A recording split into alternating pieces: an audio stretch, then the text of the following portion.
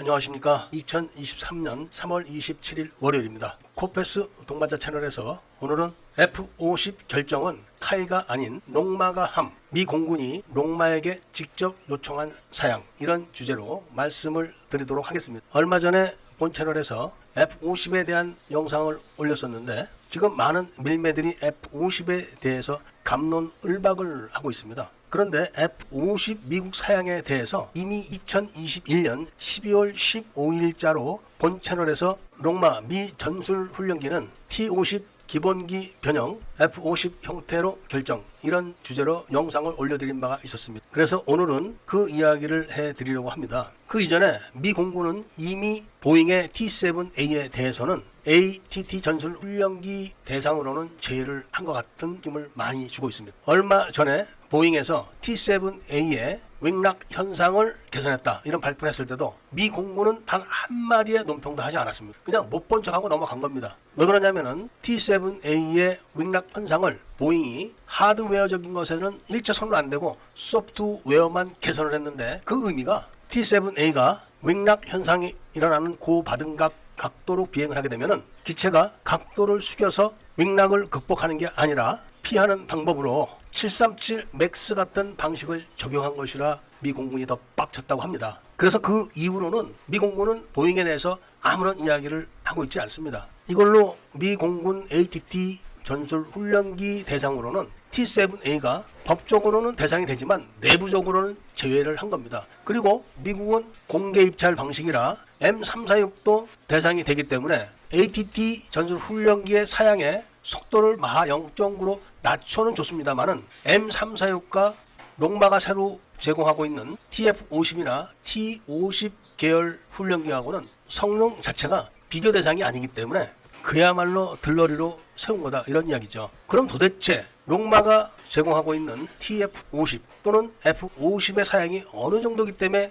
그런 이야기가 나올까? 여기에 대한 이야기를 오늘은 해드리고자 합니다. 일단 미 공군은 마하 0.9 이상 비행 속도를 내야 된다. 그리고 최소한 30분 이상 전술 비행을 지속할 수 있어야 된다. 그리고 45,000피트 이상의 비행을 할 수 있어야 되고 6G 지속 비행이 가능해야 되고, 그러면서 7.5G 순간 가속 비행까지 가능해야 된다. 이렇게 딱 정해준 겁니다. 무장 하드 포인트는 2개 이상, 사용이 가능한 공중 급유 장치, 그리고 모든 시스템의 전력 공급이 가능해야 되고 즉시 작전에 돌입할 수 있는 정도여야 된다. 이렇게 이야기하면서 T-38식으로 운영하지 않겠다, 이렇게 딱 선언을 한 겁니다. 그러면서 롱마에게 2022년 2월 달까지 확답을 해라, 이렇게 못을 박았는데 롱마가 여러 가지 궁리를 하다가 2023년 2월 달에 확답을 한 겁니다. 그러면서 F-50 형태의 기체도 추가를 하고 그 내용을 카이에게 이야기를 한 것이고, 신임 카이 사장이 그 얘기를 듣고 운을 뗀 겁니다. 그런데 여기서 F-50의 사양은 그야말로 F-16 바이퍼급에 준하는 엄청난 성능이라는 겁니다. F-50의 칵핏을 거의 F-35급으로 맞춰놓고 미국 한 업체의 증강 현실을 채택을 해가지고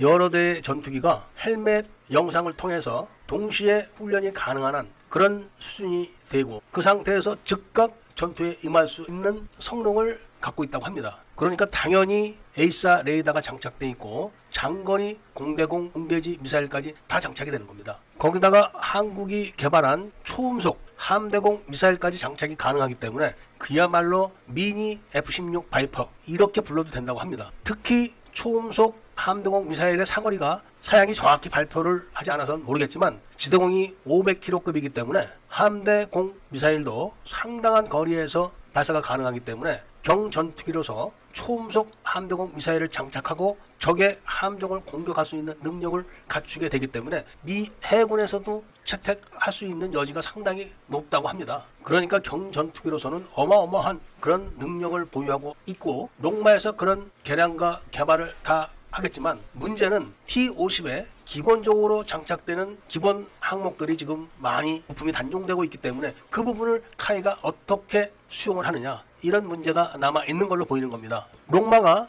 미국 부품업체들에게 단종된 부품의 개량품을 하청 생산을 할지 카이를 통해서 할지는 아직 밝혀지진 않고 있기 때문에 그런 겁니다. 어쨌든 F-50에 대한 이야기는 카이가 먼저 한 게 아니라 롱마가 미 공군의 요청을 받고 결정을 한 사항이다. 이런 말씀을 드리면서 오늘 이야기를 마치고자 합니다. 그리고 이 말씀은 2021년 12월 15일 날 한번 말씀드렸던 내용이라는 것을 알려드리면서 애국 시민분들과 밀매분들께서는 구독을 꼭 좀 해주시고 좋아요와 알림 설정을 부탁드리면서 이야기를 들어주신 데 대해서 감사드립니다.